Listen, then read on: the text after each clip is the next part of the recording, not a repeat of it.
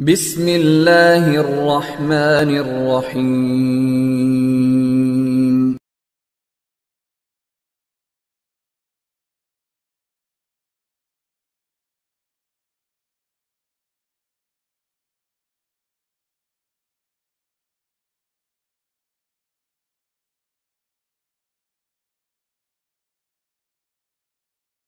اللهم صل على محمد وعلى آل محمد وبارک وسلم۔ دنیا کی تمام زبانوں میں الفاظ کو زیر بحث لایا جاتا ہے۔ الفاظ جمع ہے لفظ کی۔ لفظ اللہ رب العزت کی قدرت ہے، اس نے انسان کو قوت گویائی سے نوازا ہے، بولنے کی قوت، جو کچھ دل میں ہے اس کو زبان پہ لانے، زبان سے ظاہر کرنے کی قوت، اور یہ صفت اس کو حیوان سے ممتاز بھی کرتی ہے۔ ہماری زبان خود ہی کوئی آواز پیدا کرتی ہے اور اس کو باہر پھینک دیتی ہے، ہوا کے دوش پہ بکھیر دیتی ہے۔ اس عمل کو کیا کہا جاتا ہے؟ لفظ۔ پھر سنیے، ہماری زبان جس آواز کو باہر پھینکتی ہے، جس آواز کو ہوا کے دوش پہ بکھیر دیتی ہے، اس آواز کو کیا کہتے ہیں؟ لفظ۔ قرآن مجید میں ہے ما یلفظ من قول الا لدیہ رقیب عتید۔ انسان کی زبان کسی بھی آواز کو باہر نہیں پھینکتی ہے، مگر وہاں ہماری طرف سے ایک نگہبان مقرر ہوتا ہے جو اس کو ریکارڈ کر لیتا ہے۔ ما یلفظ من قول الا لدیہ رقیب عتید۔ آج کے دور میں اس کا معنی و مفہوم متعین کرنا قطعاً مشکل نہیں۔ تو لفظ کس کو کہتے ہیں؟ پھینکنے کو۔ ضروری نہیں ہے کہ ہماری زبان جس آواز کو باہر پھینکے لازماً اس کا کوئی معنی و مفہوم ہو۔ ایک بچہ بے شمار ایسی آوازیں اپنی زبان سے باہر پھینکتا ہے جن کا کوئی معنی و مفہوم نہیں ہوتا۔ ہم بھی کئی ایسے الفاظ ادا کر جاتے ہیں۔ پانی شانی، پانی کو سن کے آپ کے ذہن میں کسی چیز کا نقشہ نمودار ہوتا ہے، ایک سیال مادہ ہے، اس کو پانی کہا جاتا ہے۔ پانی کا لفظ سن کے آپ کو کسی معنی و مفہوم کا پتہ چلتا ہے، لیکن شانی یا وانی کو سن کے کسی چیز کا نقشہ آپ کے ذہن کے پردہ سکرین سے نہیں ابھرتا۔ تو کیا ثابت ہوا؟ پانی ایک بامعنی لفظ ہے اور شانی یا وانی ایک بے معنی لفظ ہے۔ تو لفظ یا تو بامعنی ہوگا اور یا بے معنی ہوگا۔ بامعنی کو عربی گرامر کی اصطلاح میں کہا جاتا ہے کلمہ۔ کلمہ نہیں، اس کا تلفظ کیا ہے؟ کلمہ۔ ضرب اللہ مثلا کلمۃ طیبۃ۔ بے معنی لفظ کو کہا جاتا ہے مہمل۔ اردو زبان میں بھی یہ لفظ استعمال ہوتا ہے، فلاں شخص نے بڑی مہمل گفتگو کی ہے، بے معنی بے مقصد گفتگو۔ مہمل، مہمل کی جمع ہے مہملات۔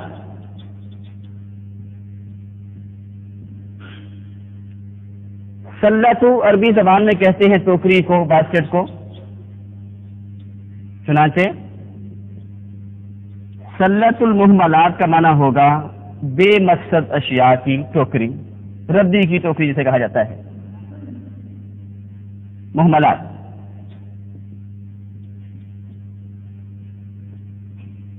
مہملات بے مقصد اشیاء کی باسکٹ، ردی کی ٹوکری۔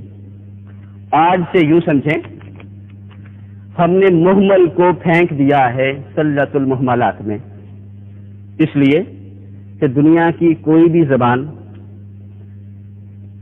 اپنی بحث کا موضوع مہمل الفاظ کو، بے معنی الفاظ کو نہیں بناتی ہے۔ ہم نے کہا محمل کو آج سے پھینک دیجئے سلت المحملات میں، اس سے ہمیں آئندہ کوئی سروکار نہیں ہوگا۔ محمل الفاظ کو ہم زیر بحث نہیں لائیں گے۔ جو بامانہ الفاظ ہیں، کلمہ سے تعلق رکھنے والے الفاظ ہیں، وہی ہماری بحث کا موضوع ہوں گے۔ بامانہ الفاظ دنیا کی تمام زبانوں میں 3 حصوں میں تقسیم کیے جاتے ہیں: اسم، فعل اور حرف۔ ایک ایک لفظ کو ہم لیتے ہیں۔ کچھ الفاظ ایسے ہوتے ہیں، انسان کی زبان سے ادا ہونے والی کچھ آوازیں ایسی ہوتی ہیں جنہیں سن کے پتہ چلتا ہے کہ یہ الفاظ کسی چیز کا نام ہے۔ کرسی، لکڑی یا پلاسٹک کے بنے ہوئے ایک ڈھانچے کا نقشہ آپ کے سامنے آ جاتا ہے اس لفظ کو سن کے۔ چنانچہ کرسی، یہ لفظ کسی ڈھانچے کا، کسی وجود کا، کسی سٹرکچر کا نام ہے۔ قلم، کتاب، کاغذوں کی بنی ہوئی ایک چیز کو کیا کہتے ہیں؟ کتاب۔ یہ الفاظ کسی چیز کے نام ہیں، کسی نہ کسی چیز کے نام کو ظاہر کر رہے ہیں۔ بعض اوقات یہ ہوتا ہے کسی لفظ کو سن کر کسی چیز کے نام کا تو پتہ نہیں چلتا، لیکن یہ پتہ ضرور چلتا ہے کہ یہ لفظ کسی اچھائی کو بیان کر رہا ہے یا کسی برائی کو بیان کر رہا ہے۔ اچھا، برا، نیک، بد، کافر، مومن وغیرہ۔ چنانچہ اسم اس لفظ کو کہتے ہیں جو لفظ کسی چیز کا نام ہو۔ یہ کرسی ہے، یہ قلم ہے، یہ کتاب ہے، یہ زمین ہے، یہ آسمان ہے، یہ آدمی ہے، یہ لڑکا ہے وغیرہ۔ اسم۔ اور یا پھر اسم کس لفظ کو کہتے ہیں؟ جس لفظ میں کسی کی اچھائی کو بیان کیا جا رہا ہو یا کسی کی برائی کو بیان کیا جا رہا ہو۔ مثلا نیک لڑکا،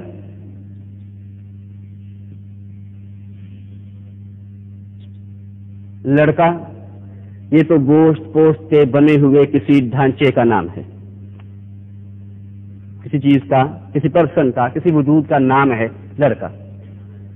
لیکن نیک یہ کیا ہے؟ یہ اس کا نام نہیں، یہ اس کی صفت ہے، یہ اس کی اچھائی کو بیان کرنے والا ایک لفظ ہے۔ نیک لڑکا کہہ لیجئے، برا لڑکا، شریر لڑکا، فاسق، وہ برائی کو بیان کرنے والا لفظ ہے۔ یہاں سے اسم کی 2 قسمیں بنی۔ وہ لفظ جس کو سن کے آپ کے ذہن میں کسی چیز کا نقشہ نمودار ہوتا ہو، اس کو کہیں گے اسم ذات۔ اسم ذات، ذات کسی پرسن کا، کسی وجود کا نام۔ جس لفظ کو سن کے کسی کے نام کا تو پتہ نہ چلے، وہ لفظ کسی اچھائی کو یا برائی کو بیان کر رہا ہو، اس کو کہیں گے اسم صفت۔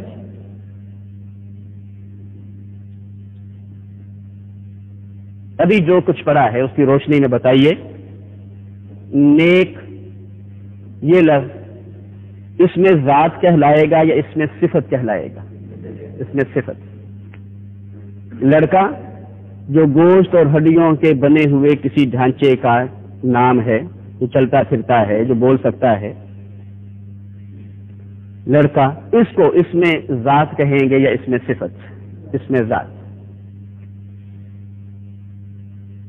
عربی زبان میں ابھی ہم صرف یہ قاعدہ سمجھ رہے ہیں، ووکیبلری نہیں، تو سن لیجئے، لڑکا کو کہتے ہیں الولد اور نیک کو کہتے ہیں الصالح۔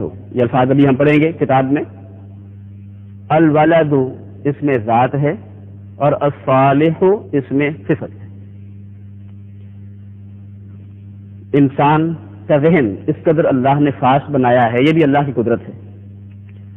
جس شخص کو ایک لائن، ایک لکیر بھی سیدھی نہیں لگانی آتی، اس کا ذہن بھی بڑی پیچیدہ سے پیچیدہ تصویر کو فوراً بنا کے اس کے ذہن کے پردہ تکریم پہ لے آئے گا. کچھ الفاظ میں ادا کرتا ہوں. ابھی الفاظ کی ادائیگی بھی مکمل نہیں ہوگی کہ آپ کے ذہن میں اس کی تصویر نمودار ہو چکی ہوگی. کتاب فوراً ایک نقشہ آپ کے ذہن میں ابھرا. کرسی، قلم، آسمان، زمین، دیوار، گھر، مسجد، چھت، جتنے الفاظ ادا کیے گئے اتنی تصویریں پردہ ذہن کے پردہ سکرین پہ ابھر آئیں. اللہ کی قدرت ہے.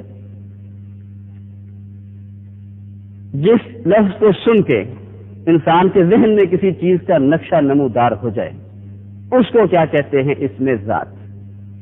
کہ قلم، کتاب، کرسی، زمین، آسمان سب کیا ہیں؟ اس میں ذات. اور جس لفظ کو سن کے کسی کی اچھائی کا یا کسی کی برائی کا پتہ چلے اس کو کیا کہتے ہیں؟ اس میں صفت ہیں دونوں اسم. انگلش میں تو ناؤن اور ایڈجیکٹو کہا جاتا ہے. عربی زبان میں، عربی گرامر میں دونوں کیا ہوں گے؟ اسم. اس میں ذات اور اس میں صفت. ایڈجیکٹو، ناؤن، صفت.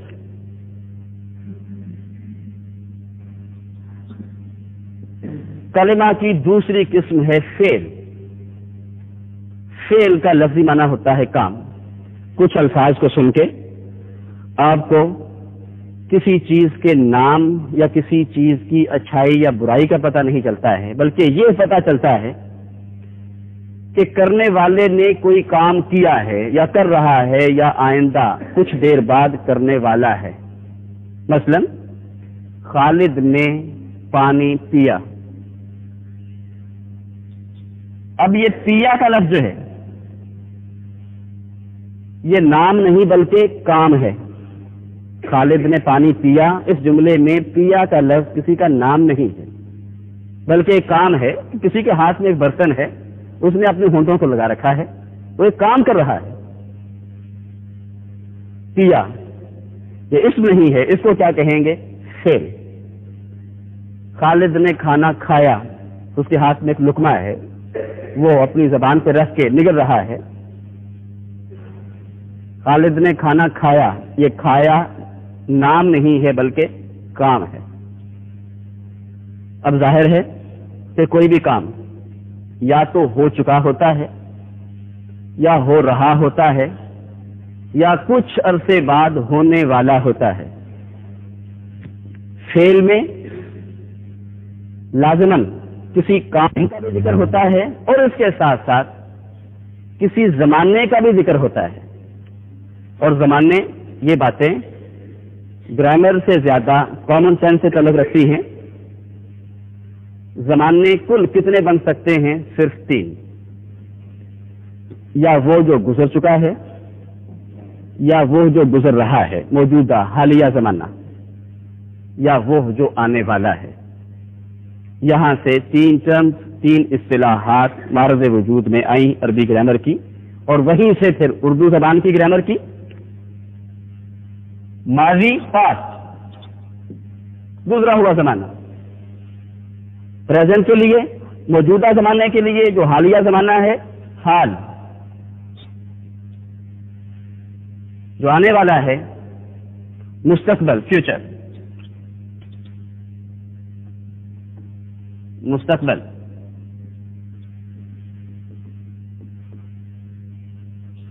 تو فعل میں یا تو ماضی کا زمانہ ہوگا کہ کرنے والا کام کر چکا ہوتا ہے، یا حال کا زمانہ ہوگا وہ کر رہا ہوتا ہے. خالد قرآن پڑھ رہا ہے.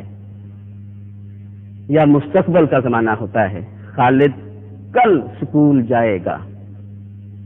تو فعل میں 2 چیزیں ہوتی ہیں، کام کا ذکر بھی ہوتا ہے اور زمانے کا ذکر بھی ہوتا ہے. کام کا ذکر تو ہو، زمانے کا ذکر نہ ہو، پھر کیا ہوگا؟ سرے دست ہم اس کو چھوڑتے ہیں، یہی رکھتے ہیں. اتنی بات ذہن میں رکھیے کہ فعل میں کام کا ذکر بھی ہوتا ہے اور زمانے کا بھی. جو لفظ نہ اسم ہو نہ فعل ہو، نہ وہ کسی کا نام ہو اور نہ ہی اس میں کسی کام کا ذکر ہو، اس کو عربی گرامر ترتیب دینے والوں نے کیا کیا؟ زبان پہلے مارد وجود میں آتی ہے، اس کی گرامر بعد میں ترتیب دی جاتی ہے۔ عربی زبان تو پہلے سے موجود تھی، جب دیگر اقوام عالم امت مسلمہ کا حصہ بنی، ان کو قرآن مجید کی زبان سکھانے کے لیے عربی زبان کی گرامر ترتیب دی گئی۔ اموی دور میں اس کی تکمیل ہوئی، جا کے عباسی دور میں اس کی گرامر ترتیب دی گئی۔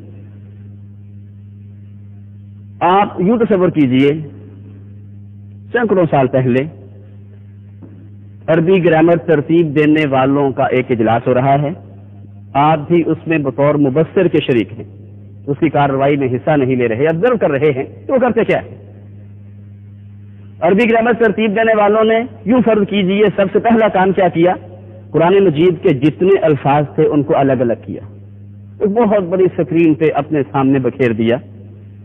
اب ہزاروں الفاظ ان کے سامنے بکھرے ہوئے ہیں، بہت بڑی ہم نے کہا اسکرین پہ وہ ان الفاظ پہ غور کر رہے ہیں۔ انہوں نے یہ دیکھا کہ ان الفاظ میں کئی الفاظ ایسے ہیں جن میں کسی چیز کے نام کا ذکر ہے، ماء پانی، سماء آسمان، ارض زمین، شمس سورج، قمر چاند وغیرہ، ان کو انہوں نے الگ کر دیا۔ پھر دیکھا کئی الفاظ ایسے ہیں جن میں کسی اچھائی کا یا کسی برائی کا ذکر ہے، یہ مسلمون ہیں اللہ کے فرما بردار، یہ کافرون ہیں اللہ کی ذات کا، اس کی صفات کا یا اس کے احکامات کا انکار کرنے والے لوگ۔ اب ظاہر ہے مسلمون اللہ کے فرما بردار، یہ لفظ اچھائی کو بیان کر رہا ہے جو کائنات کی سب سے بڑی اچھائی ہے۔ کافرون یہ لفظ برائی کو بیان کر رہا ہے جو کائنات کی سب سے بڑی برائی ہے۔ ان لفظوں کو بھی انہوں نے الگ کر لیا۔ یا تو ہم نے کہا ان لفظوں میں کسی کے نام کا ذکر تھا یا کسی کی اچھائی یا برائی کا ذکر تھا، ان سارے لفظوں کو الگ کر کے ان کو کون سی ٹرم، کون سی اصطلاح دے دی؟ اسم کی۔ باقی ماندہ الفاظ پہ انہوں نے غور کرنا شروع کیا۔ انہوں نے دیکھا بہت سے الفاظ قرآن مجید میں ایسے بھی استعمال ہوئے ہیں جن میں کسی کام کا ذکر ہے، نعبد ہم عبادت کرتے ہیں، نستعین ہم مدد طلب کرتے ہیں، اس طرح کے الفاظ، یستغفرون وہ گناہوں کی معافی مانگتے ہیں، اس طرح کے الفاظ بھی کئی قرآن مجید میں استعمال ہوئے جو کسی کا نام نہیں تھے بلکہ کسی کام کو بیان کر رہے تھے۔ ان لفظوں کو بھی انہوں نے الگ کیا۔ ان کے لیے انہوں نے کون سی ٹرم، کون سی اصطلاح بنائی؟ فعل کی۔ نعبدو کسی کا نام نہیں ہے، اس لیے اس کو اسم نہیں کہیں گے، بلکہ اس میں کسی کام کا ذکر ہے۔ نعبدو یعنی ہم عبادت کرتے ہیں، اس لفظ کو سن کے آپ کو پتہ چلتا ہے کچھ لوگ ہیں جو اللہ کے سامنے عجز و انکساری کی تصویر بنے کھڑے ہیں، جھکے ہوئے ہیں۔ نستعین اس لفظ کو سن کے آپ کو کسی کے کام کا پتہ چلتا ہے، کچھ لوگ ہیں جو اللہ کے سامنے اپنا دامن پھیلائے ہوئے ہیں۔ تو نعبد اور نستعین یہ کسی کا نام نہیں بلکہ کسی کا کام ہے۔ ایسے لفظوں کو کیا کہیں گے؟ فعل۔ ان لفظوں کو بھی عربی گرامر ترتیب دینے والوں نے الگ کیا۔ باقی بھی کئی الفاظ بچ گئے، اسموں کو بھی الگ کر لیا، فعلوں کو بھی الگ کر لیا۔ باقی جو الفاظ بچ گئے ان کو عربی گرامر ترتیب دینے والوں نے کنارے پہ لگا دیا۔ کنارے پہ کیوں لگایا؟ اس کی وجہ تو ابھی ہم بتاتے ہیں۔ پہلے یہ سن لیجئے کہ کنارے کو عربی زبان میں حرف کہتے ہیں۔ قرآن مجید میں ہے وَمِنَ النَّاسِ مَن يَعْبُدُ اللَّهَ عَلَى حَرْفٍ، لوگوں کا ایک طبقہ ایسا ہے جو کنارے پہ رہ کے اللہ کی عبادت کرتا ہے۔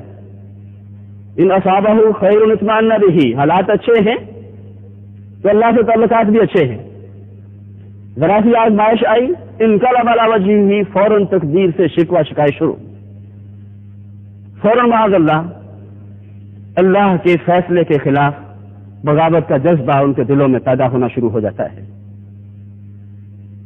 قرآن نے اس طبقے کے مقابلے میں دوسرے طبقے کا بھی ذکر کیا ہے.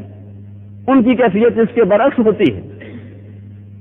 حالات اچھے ہیں، اللہ کی معصیت و نافرمانی میں خوشحالی کے دن ہیں، اللہ کی نافرمانی ہو رہی ہوتی ہے. اسراف اور بیجا کاموں میں دولت کا ضیاع ہو رہا ہوتا ہے. تکلیف آئی فوراً لمبی چوڑی دعائیں شروع، فضو دعا ان عریف، لمبی چوڑی دعائیں شروع ہو جاتی ہیں، اللہ کی طرف ان کا رجوع ہوتا ہے. قرآن کو نہ یہ انسان مطلوب ہے نہ وہ انسان مطلوب ہے. قرآن کیا کہتا ہے؟ حالات جیسے کیسے بھی ہوں، اللہ کے کسی فیصلے پہ عدم اعتماد کا اظہار نہ کیا جائے، اللہ سے تعلقات اچھے ہی رہیں. تو کیا ہے؟ وَمِنَ النَّاسِ مَن يَعْبُدُ اللَّهَ عَلَى حَرْفٍ. اگر کوئی شخص اپنے آپ کو اللہ کے حوالے کر چکا ہے تو پھر جو وہ فیصلہ کرے گا وہ بہتر ہی ہوگا، وہ بہتری ہی کی توقع رکھے، وہ اللہ کی ذات پہ توکل اور بھروسہ کرے. خود ہی اللہ رب العزت اس میں آزمائش کے مراحل سے گزار کے خیر کا پہلو پیدا کر دے گا، یہ اس کا کام ہے. تو حرف کا معنی کیا ہے؟ کنارہ. عربی گرامر ترتیب دینے والوں نے اسموں اور فعلوں کے علاوہ باقی جو الفاظ بچے تھے ان کو کنارے پہ لگا دیا. کنارے پہ ہم نے کہا کیوں لگایا؟ اس لیے کہ اسم بھی اور فعل بھی اپنا اپنا معنی خود ادا کر سکتے ہیں. کیسے؟ مسجد، یہ لفظ آپ نے سنا، آپ کو پتہ چلا کہ اینٹوں کی بنی ہوئی کسی مقدس عمارت کا ذکر ہو رہا ہے. نعبدو، یہ لفظ آپ نے سنا، آپ کو پتہ چلا کچھ لوگ اللہ کے سامنے عبودیت کا، بندگی کا اظہار کر رہے ہیں، لیکن سے، کو، تک، میں، ان کو سن کے کسی چیز کا معنی آپ کے ذہن میں نہیں آتا ہے. مثلا سے کو عربی زبان میں، سے کے لیے عربی زبان میں من استعمال کیا جاتا ہے. کوئی شخص گھنٹوں بھی من کرتا رہے، سننے والے کو کوئی بات سمجھ نہیں آئے گی. تو من اپنا معنی از خود ادا نہیں کر سکتا ہے تا وقت کہ اس کے ساتھ کسی اور لفظ کو شامل نہ کیا جائے. کہاں سے آ رہے ہو؟ من المسجد، مسجد سے، تب جا کے بات سمجھ آئے گی. خالی من کرنے سے ہم نے کہا کسی کو کچھ سمجھ نہیں آئے گی. حرف کی جمع حروف کو کنارے پہ لگا دیا گیا.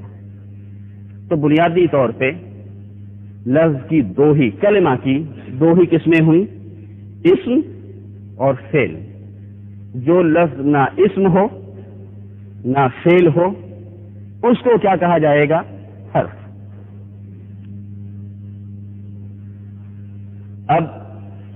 ابھی ہم نے کہا عربی گرامر ترتیب دینے والوں کے سامنے ایک بڑی سی اسکرین پہ ہزاروں الفاظ بکھرے ہوئے ہیں.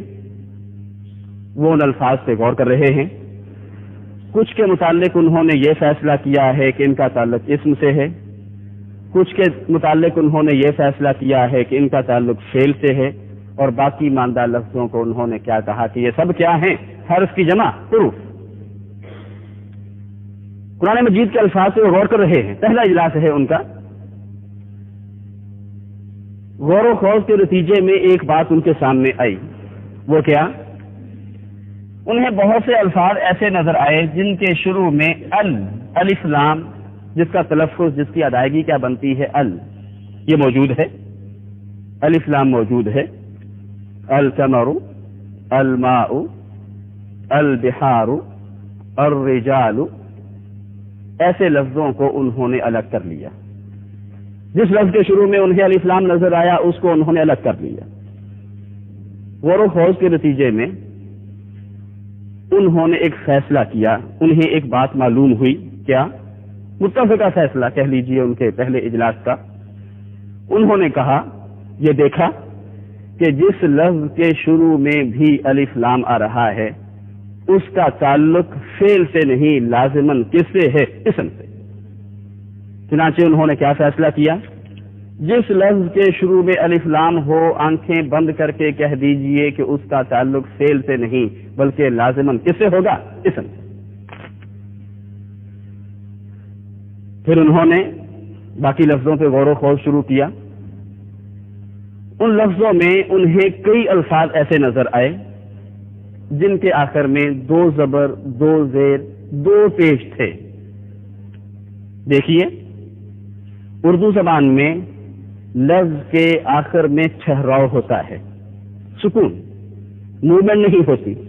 مثلا آپ نے کبھی کسی کو یہ کہتے ہوئے نہیں سنا ہوگا پاکستان ہمارا ملک حین، بلکہ کیا کہتے ہیں؟ پاکستان ہمارا ملک ہے. پاکستان ہمارا ملک، ہر لفظ کے آخر میں ٹھہراؤ ہے، سکون ہے، وقف ہے.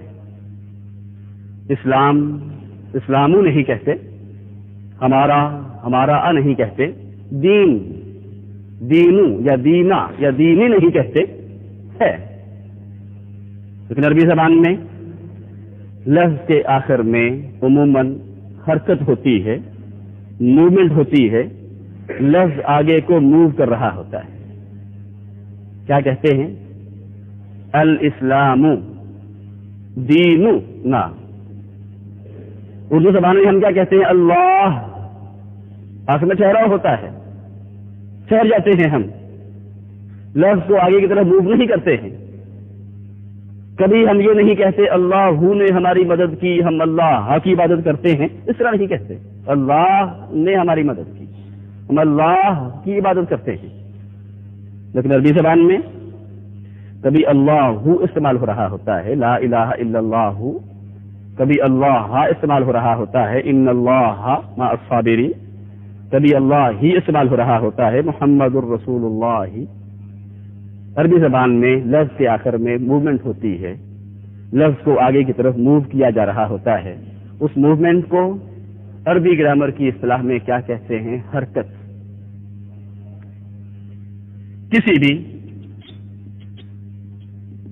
لفظ کو آگے کی طرف موو کرنے کے لیے یا سہارا لیا جاتا ہے زبر کا یا زیر کا یا پیش کا، اور کوئی طریقہ نہیں ہے کسی لفظ کو موو کرنے کا، موومنٹ دینے کا.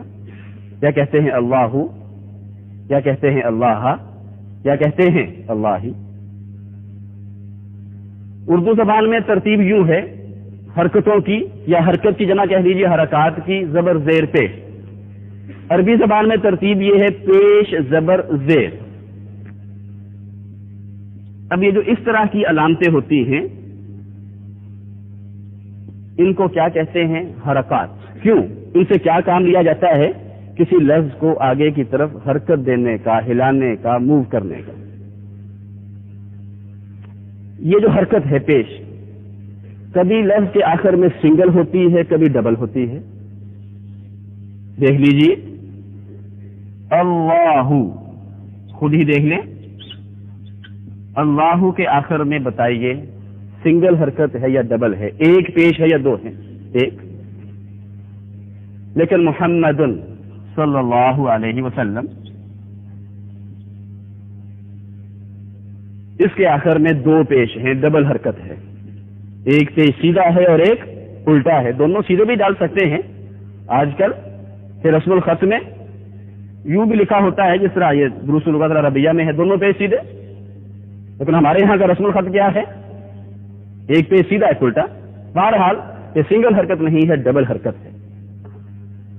جب حرکت سنگل نہ ہو، ڈبل ہو، تو وہاں ایک تبدیلی پیدا ہو جاتی ہے. یہ سب باتیں آپ کو معلوم ہیں.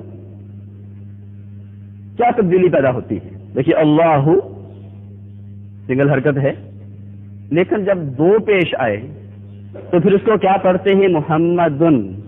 یہ نون کی آواز کہاں سے آ گئی؟ نون تو یہاں نہیں ہے. اگر یوں ہوتا محمدن پھر ٹھیک تھا، پھر نون کی آواز پیدا کرنے میں کوئی اشکال، کوئی اعتراض نہیں ہو سکتا تھا کہ نون موجود ہے. لیکن اوپر محمدن میں نون موجود نہیں ہے، لیکن نون کی آواز پیدا ہو رہی ہے.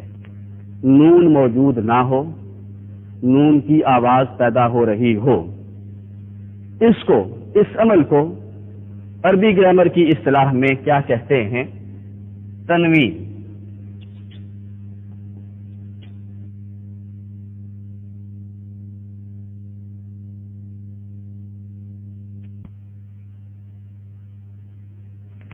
نون موجود نہ ہو، نون کی آواز پیدا ہو رہی ہو، اس عمل کو عربی گرامر کی اصطلاح میں کیا کہتے ہیں؟ تنوین۔ تنوین کس کو کہتے ہیں؟ نون کی آواز پیدا کرنا، نون نہیں ہے۔ اب اگر آپ سے پوچھا جاتا ہے تو نون اور تنوین میں کیا فرق ہے؟ آپ کہیں گے نون یہ تو الفابیٹ ہے عربی زبان کا، ایک حرف تہجی ہے، نون یہ نون ہے۔ تنوین کس کو کہتے ہیں؟ نون موجود نہ ہو لیکن نون کی آواز پیدا ہو رہی ہو۔ ایسا ہوتا کب ہے؟ جب دو حرکتیں اکٹھی ہوں۔ چنانچہ دو حرکتوں کے اکٹھا ہونے کو عربی گرامر کی اصطلاح میں کیا کہتے ہیں؟ تنوین۔ کیوں؟ اس لیے کہ جب دو حرکتیں اکٹھی ہوتی ہیں تو نون کی آواز پیدا ہو جاتی ہے۔ اب عربی گرامر ترتیب دینے والوں نے کیا دیکھا کہ قرآن مجید میں بہت سے الفاظ ایسے ہیں جن کے آخر میں نون موجود نہیں ہے لیکن نون کی آواز پیدا ہو رہی ہے، یہ کہہ لیجئے جن کے آخر میں سنگل نہیں ڈبل حرکت ہے۔ ان لفظوں کو بھی انہوں نے الگ کر لیا۔ آج کے اجلاس کا انہوں نے اہم ترین فیصلہ کیا کیا؟ ہر وہ لفظ جس کے شروع میں الف لام یا کہہ لیجئے ال ہو، لازماً اس کا تعلق کس سے ہوگا؟ اسم سے۔ ہر وہ لفظ جس کے آخر میں ڈبل حرکت ہو، اس کا تعلق کس سے ہوگا؟ اسم سے۔ تو یہ دو پکی نشانیاں عربی گرامر ترتیب دینے والوں نے ہمیں دے دی اسم کی۔ ایسا نہیں ہے کہ ہر اسم کے ساتھ ایسا ہوگا، لیکن جس کے شروع میں الف لام ہو آنکھیں بند کر کے کہہ دیجئے، ابھی ہم نے کہا کہ اس کا تعلق کس سے ہے؟ اسم سے۔ جس کے آخر میں تنوین ہے، ڈبل حرکت ہے، آنکھیں بند کر کے کہہ دیجئے کہ اس کا تعلق کس سے ہے؟ فعل سے نہیں بلکہ اسم سے۔ یہیں سے ہم موضوع کو انشاءاللہ العزیز کل آگے لے کر چلیں گے۔ وآخر دعوانا الحمدللہ رب العالمین۔